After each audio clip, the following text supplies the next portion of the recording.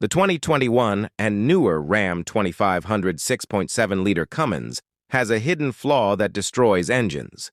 You must install a grid heater delete kit or an upgraded billet terminal to stop the factory grid heater bolt from breaking off and falling into cylinder number 6. Dodge uses a basic nut and bolt to hold the electrical connection for the grid heater.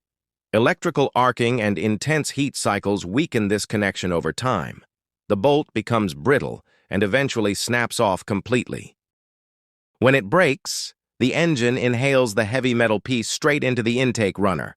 It drops directly down into cylinder number 6. This causes catastrophic engine failure almost instantly. Pistons, valves, and the cylinder block get completely destroyed by the metal debris. A complete engine rebuild or replacement for a Cummins costs thousands of dollars. You can prevent this by inspecting your setup right now. Locate the electrical terminal on the intake horn of your engine. Give the connection a very gentle wiggle. The bolt is already failing if the connection feels loose or shows signs of black soot from arcing. Fixing this issue permanently takes just a few hours. A grid heater relocation kit moves the heating element out of the danger zone completely.